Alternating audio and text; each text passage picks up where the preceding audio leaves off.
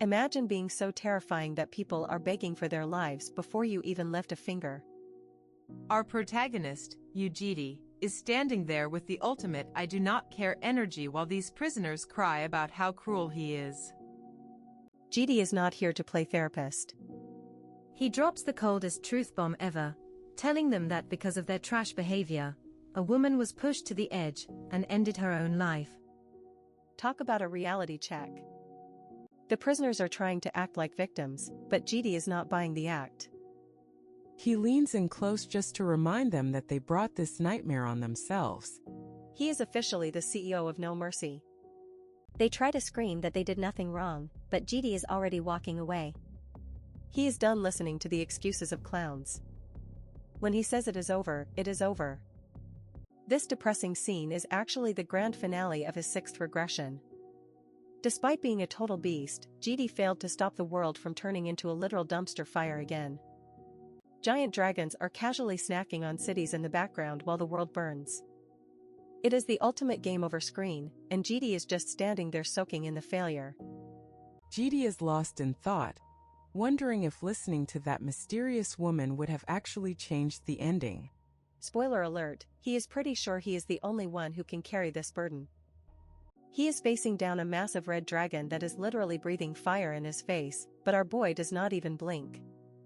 He is too tired for this dragon's main character energy. He whips out the formless sword, an SS rank skill that basically turns him into a walking cheat code.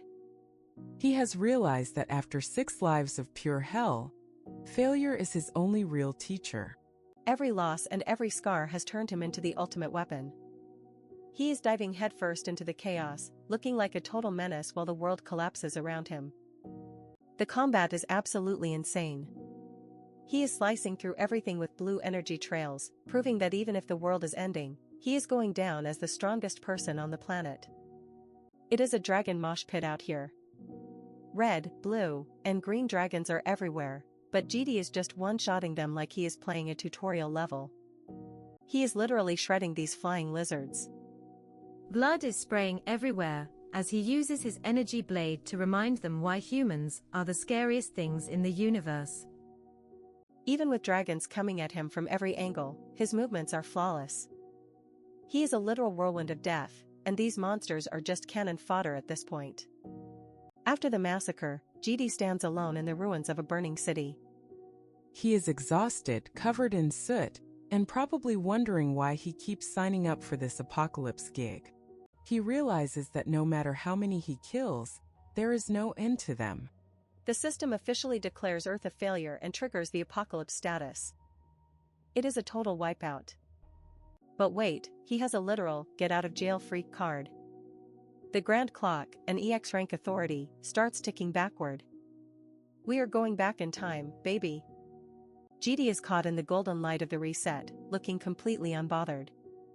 He is already planning his 7th attempt at saving this mess of a planet. The world rewinds, and the dragons disappear into the light. The system announces that the time of the world will begin again. 7th time is the charm, right? Suddenly, we are back in the 21st century. Random civilians are staring at creepy purple portals in the sky like they are watching a movie. Clearly, they have never read a manhwa before. One absolute legend decides to take a selfie with the monsters coming out of the gate. He is giving a thumbs up while a 3-eyed demon is literally inches from his head. Natural selection at its finest. Things go south fast. The phone drops, and the screaming starts. Monsters are pouring out of the gates globally, and humanity is officially on the menu. It is pure chaos. Knights in armor and flying beasts are invading the modern world. It looks like the end, but humanity finds a spark of hope. Enter the new Genesis era. Humanity starts fighting back with superpowers, and young hunters are being raised in an artificial floating island called Hatchling. This place is the World Academy City, also known as Lair. It is basically the Ivy League for people who want to punch monsters in the face. Jitae appears behind the guy so fast it is like he teleported. The criminal is sweating bullets because he did not even sense Jitae coming. That is what happens when you mess with a regressor. The guy tries to attack, but Jitae is just moving in slow motion for him. He dodges the criminal's arm blade like it is a fly and prepares to end this man's whole career. Jitae casually informs the guy that he is a police officer. Then, he proceeds to deliver a heavy dose of justice straight to the criminal's face. The impact is so hard it literally creates a shockwave. Jitae slammed him into the ground so deep that the pavement is crying. This is what we call excessive force, and we love it. Jitae realizes he almost forgot to hold back his "I can kill God" strength. He stands over the unconscious criminal looking like a total snack, while everyone else is just in shock. It turns out Jitae is working as a cop at the Lair Metropolitan Police Station. His co-workers are staring at him like he just grew a second head because he actually did his job for once. His female co-worker is literally blushing because Jitae suddenly looks taller and way more handsome. That regression glow-up is hitting different this time around. His boss is complaining about him using too much force, but Jitae is just staring at everyone like they are NPCs. He has never bothered to show up for work in his previous lives, so these faces are all new. He drags the criminal away like a sack of trash, telling his co-workers to go back to their own business. He has got a much bigger mission than filling out paperwork. Here is the real tea: the reason he is regressing is because of baby dragons. These hatchlings come to Earth from a world called Escalifa just to have a good time and collect happy memories. But Earth is a toxic wasteland of human malice. These poor baby dragons end up losing their minds or getting bullied by the war-torn reality of our world. When these hatchlings suffer or end their own lives, their dragon parents go into a full-blown rage mode. That is what triggers the apocalypse every single time. Humanity's bad vibes are literally ending the world. Jitae is already at max level and cannot get any stronger. He realized that punching dragons does not work if they keep coming back, so he needs a new strategy for life number 7. His co-worker tries to invite him to a new restaurant, acting all cute and hopeful. Jitae, being the ultimate ice king, shuts her down immediately. He does not have time for dinner dates when the world is at stake. She asks where he is going, and he just says Europe. He is done with the Academy City for now and is heading out to find the key to his new plan. We jump to Florence, Italy. It looks like a peaceful paradise compared to the monster-infested ruins we saw earlier. People are just jogging and living their best lives. Jitae finds a green-haired girl playing with some kids in a park. She is making flower crowns and looking like a literal angel. This is the one he has been looking for. He approaches her with that signature cold stare. She looks up, completely unaware that the strongest man in existence is standing right in front of her. The wind blows, flower petals fall, and it looks like a romance scene, but we know Jitae is only here for business.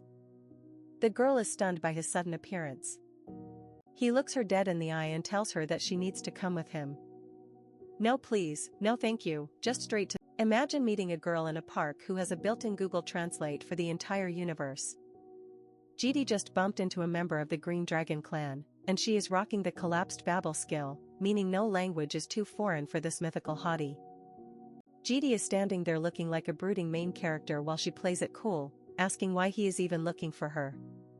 She is perceptive, but even she cannot guess what this guy is really planning. She tries to be a little comedian, pointing out that his name is literally written on his chest.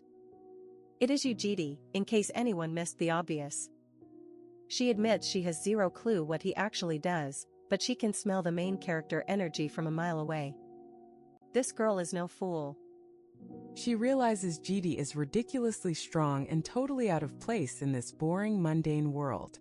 She straight up asks if he is there to kill her or maybe throw her in a van for a quick kidnapping. Jitae shuts down the kidnapping theories, though he does not exactly give off warm and fuzzy vibes. He tells her he is here to protect her, but adds a spicy threat that he will get rough if she does not cooperate. Talk about a toxic bodyguard. He knows the Green Dragon clan can see Providence, meaning she is smart enough to realize that resisting him is a one-way ticket to a bad time. She decides to play along, but only if he promises to treat her like a guest and not some prisoner. She is basically negotiating her survival with a smile, forcing Jitae to agree to be kind. It is hilarious watching a world-ending threat make a pinky promise with a girl who just wants a bit of hospitality. Fast forward to the morning, and we see our dragon girl waking up in a modern apartment. She is looking for Jitae, but instead of the usual brooding guy, she finds something much more interesting in the living room. Jitae is just casually using an SS rank authority called Shadow of the Grand Duke. He summons a clone that looks exactly like him but with half the power. Why? Because even heroes hate the morning commute and he needs someone to go to work for him. The girl is beyond confused seeing two Jitaes, but he explains it is just a skill. The clone is off to the police station to play office worker while the real Jitae stays home to babysit his new dragon friend. Breakfast time is on the menu. Our girl explains that dragons do not eat because they are hungry, they do it for the vibes and the energy boost. Eating tasty food is basically a dragon soul cleansing ritual. She realizes Jitae's kitchen is a literal wasteland with no food or tools, so she drags him out for a massive grocery run. They hit up S-Mart, and suddenly everyone is staring because they look like a celebrity power couple. While the bystanders are busy simping, Jitae is just trying to survive the shopping trip. She buys enough ingredients to feed an army because she plans on turning his kitchen into a 5-star restaurant. Jitae tells her to leave the groceries and follow him because they have some shady business to attend to. She is still hyped from the shopping, but Jitae is focused on getting her the essentials for a life on Earth. They visit a local professional who looks like he has seen way too many back alleys. Jitae drops a casual death threat to make sure this guy crafts the perfect legal documents for his dragon companion. And just like that, she is no longer a nameless dragon. She gets a resident registration card under the name Yoo Bom. She is officially Jitae's little sister in the eyes of the law, and she is obsessed with her new ID. Jitae explains that her name means spring, part of his master plan to name the 4 dragons after the 4 seasons. It is actually a pretty wholesome moment for a guy who usually looks like he wants to punch the sun. Bom admits that her dragon instincts are screaming that Jitae is a dangerous monster, but she chooses to ignore them. She looks him in the eye and tells him she thinks he is actually a good person. The delusion is real. She claims her intuition is top tier because of her clan, but Jitae is just stunned. In all his previous regressions, he has never seen a member of the Green Dragon clan smile like this. The timeline is officially broken. As the sun sets, Bom is all smiles, promising to cook him a legendary dinner. Jitae watches her and thinks that maybe, just maybe, this start is not as bad as the previous failures. We suddenly warp to a wasteland in Africa where the vibes are definitely not wholesome. Some bald guy is getting his face rearranged by a red-haired girl who clearly chose violence for breakfast. This red-haired psycho is a total battle junkie. She just secured her 199th consecutive win, and she is literally stepping on her opponents like they are trash. She is bored and looking for a real challenge. She pulls off her mask to reveal a face that says she is ready to burn the world down.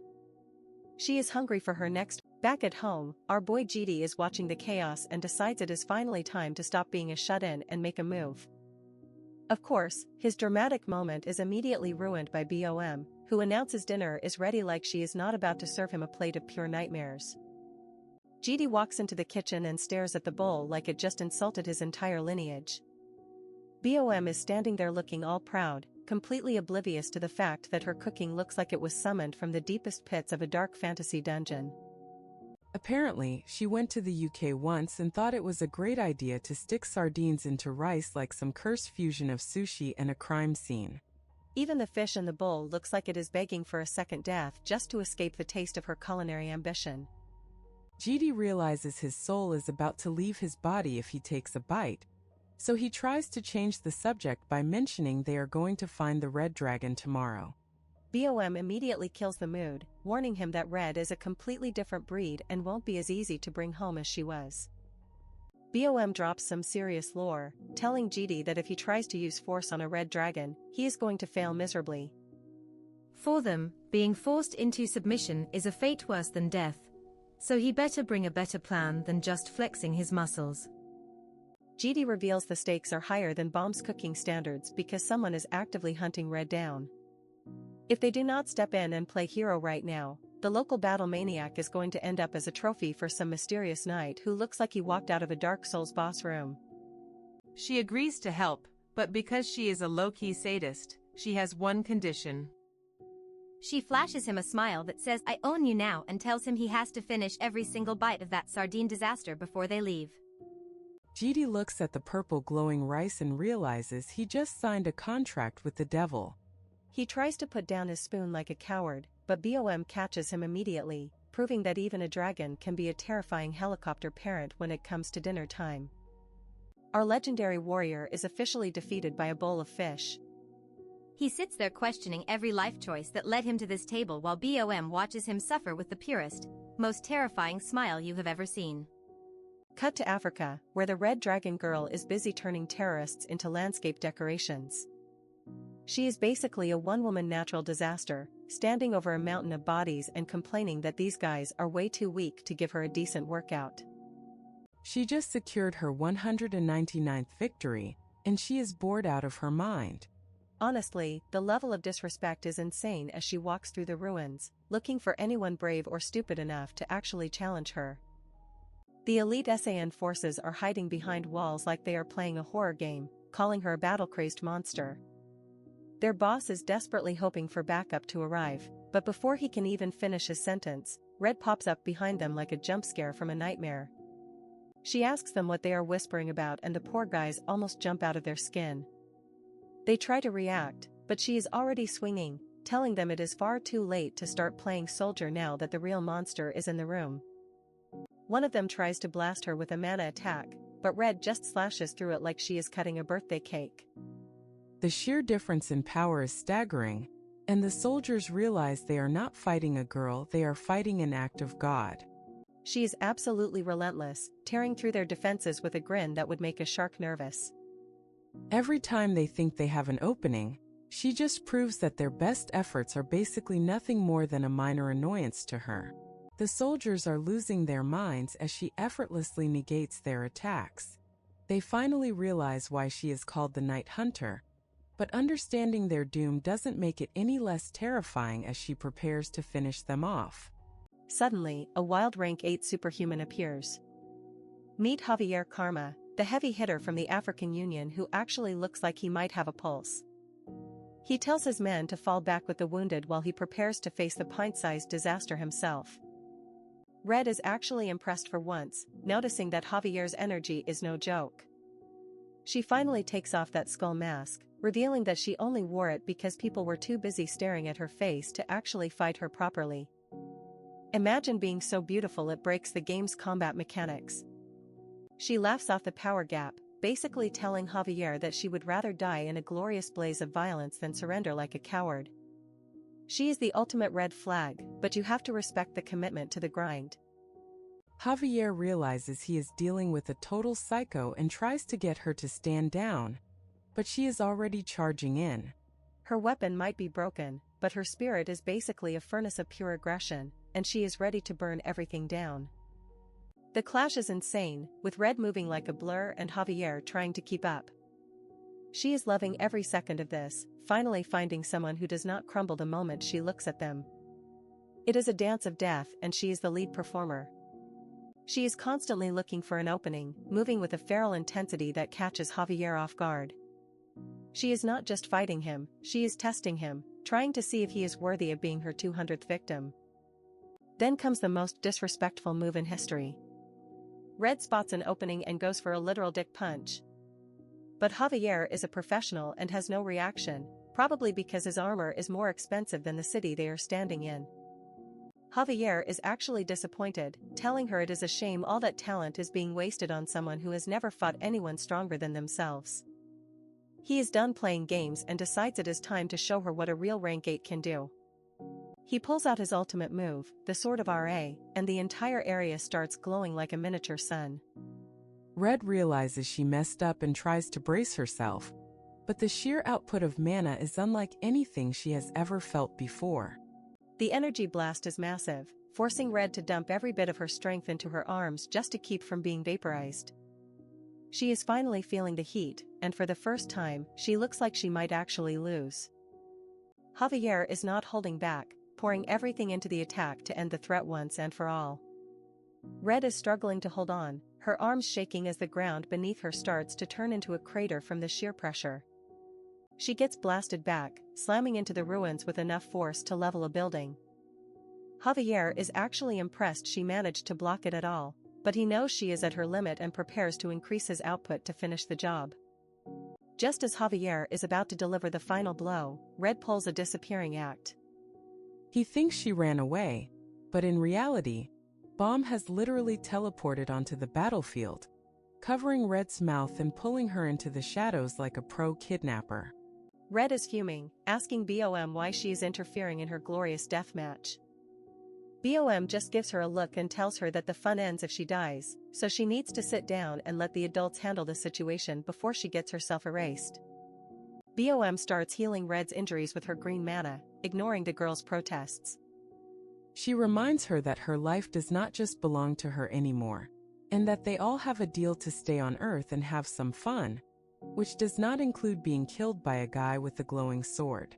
Red asks how they are even supposed to get away from a monster like Javier, and Bom just smiles and says she didn't come alone.